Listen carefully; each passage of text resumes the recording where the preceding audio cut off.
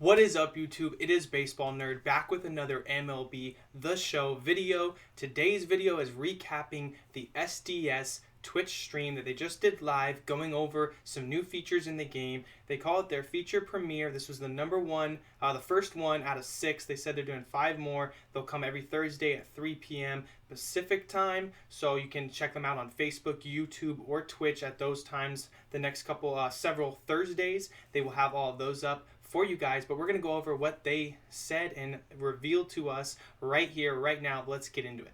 As always, please like, subscribe, and turn on the notifications, but let's get right into it. The first thing they brought up was gameplay styles.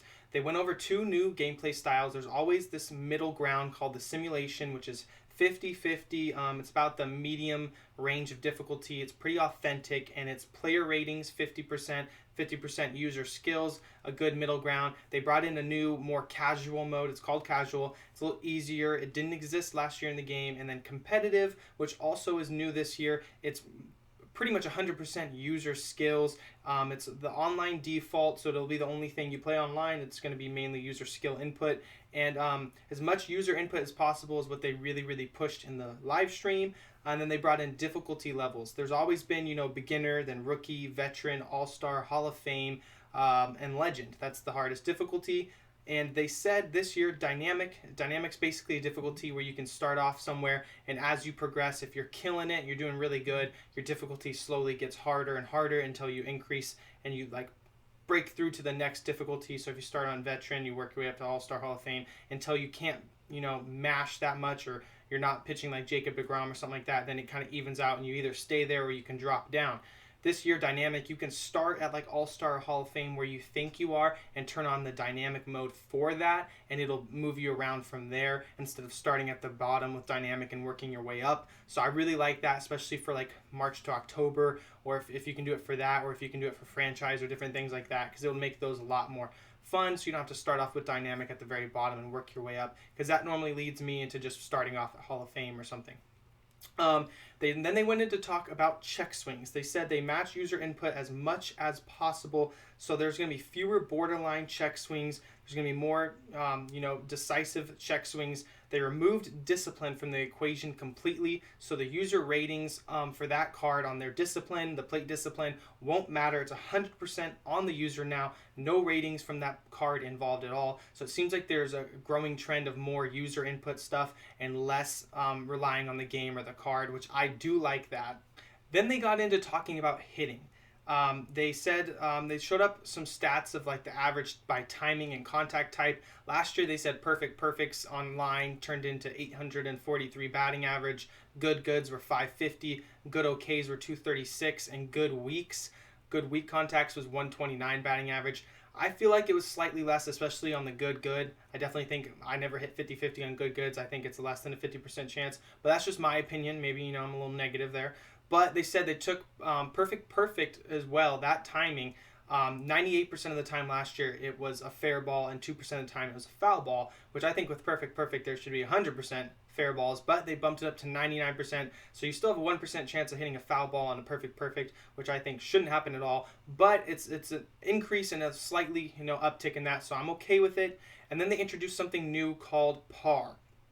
And par is basically this perfect accuracy region, and it's a little shadow that goes around the ball when you're placing your pitch on analog meter or pinpoint pitching. The new pitching, we'll get into that, but basically it shows a little shadow around the pitch where it would go if you hit a perfect pitch. So if you get your pitching analog meter or pinpoint perfect, it shows a little shadow around the ball, and it's basically gonna go in that shadow, within that shadow, if you hit that perfect.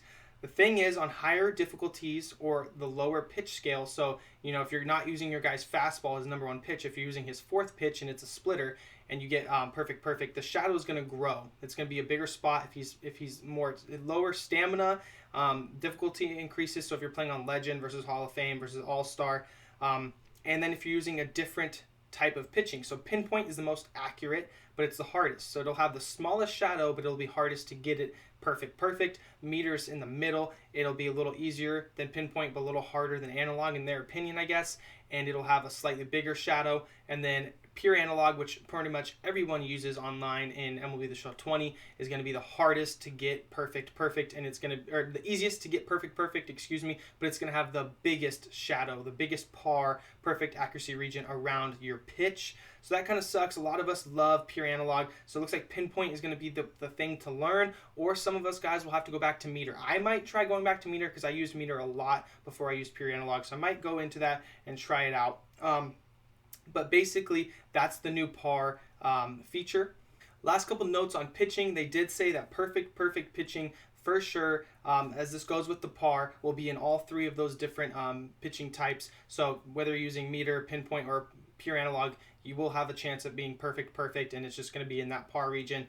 And that they also showed the little meter, it's like the 2K meter for the pinpoint, and explained how it worked. That, you know, every pitch will eventually end up at the top. You have to go down or whatever to hit the circle at the bottom, depending on your location of the ball that you set up prior to the pitch, but that they all have different routes to get there. Some go left, some go right, some go up, some go backwards. It's weird, and then you have to send it back, and it's all a timing thing. So if a guy has a quicker windup than somebody else, you have to do that whole pinpoint thing quicker. So it's a little different. Seems like it's going to be a little more of a task to figure out, which I'm kind of bummed about, but I guess kind of for the skill gap and stuff like that. But it is kind of a bummer to have to do that much work for every single pitch for it to still just be in a shadow of where you're trying to pitch it. Kind of seems like a lot, but I guess whatever.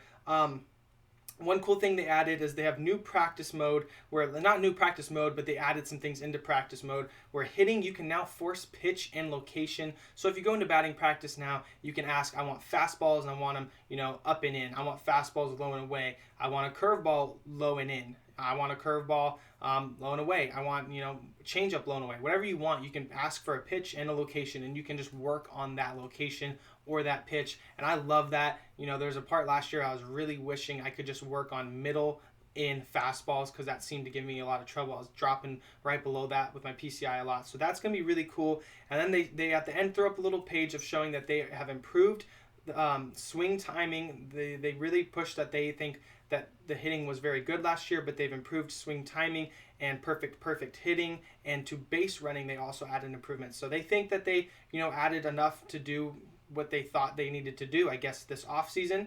But the last thing, and probably the biggest, most exciting thing of this whole video that they added, is they did a nice little troll job of making us think that the new legend reveal was going to be Derek Jeter. You know, start off with the Yankee uniform.